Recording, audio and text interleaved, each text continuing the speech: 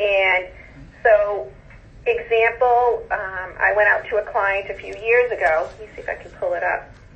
And this very large house, it was a prospect to me.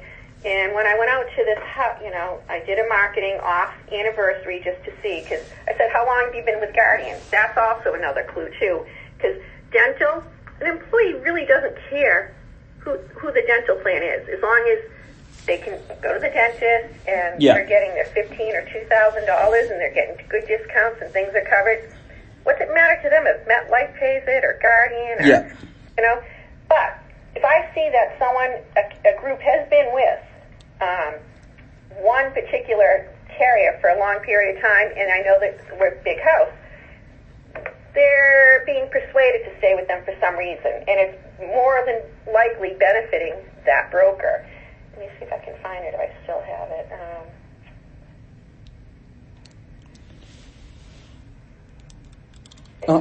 Because, that brings up another point is, they've been with them for so long, and obviously at renewal rates are increasing and everything, and sometimes they're not increasing. In this particular case, it was a startup company, and they had the life and disability and the dental with Guardian. And what happened is they were having growth every year, and so every year they would come back and say, "Oh, rate hold." So everyone thinks, "Wow, that's great."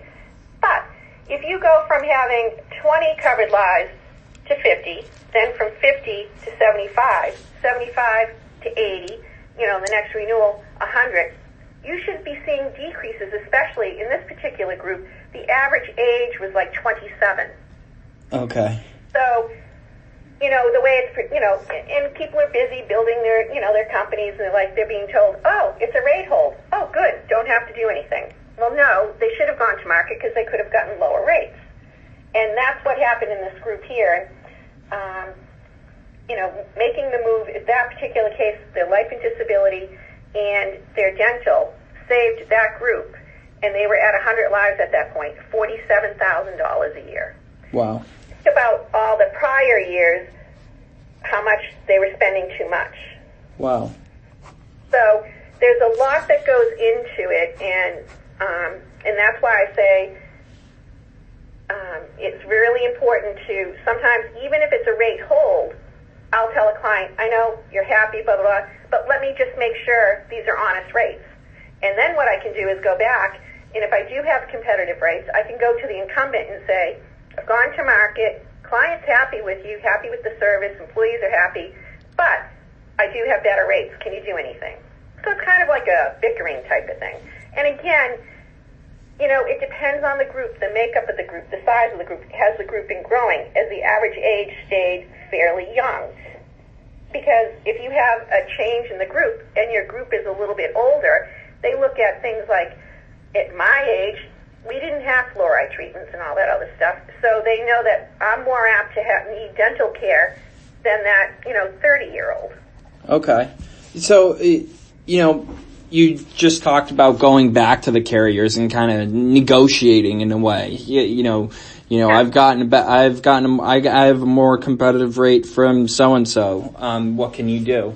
Do you feel like Guardian and MetLife are accommodating in that sense? Is there any? I guess what I'm getting at, is there any kind of a criteria about, for a certain group, they'll do everything they can to sign them on versus, other groups, they'll just say, okay, the competitor beat us. They're quote, we can't do anything. There's nothing we can do. Hey, this is the lowest we can come down. But in most cases, they will come back with lower rates. But if they're not asked to do it, they're not going to do it. Interesting. Another thing and not to segment away too far, but another thing we've heard about is, in the small and medium, for a small business like ourselves, one of the big things too, the pitch from the brokers, someone like yourself, is things like Bernie Portal, for example, and you'll find a lot of the time the employer isn't necessarily going to have any kind of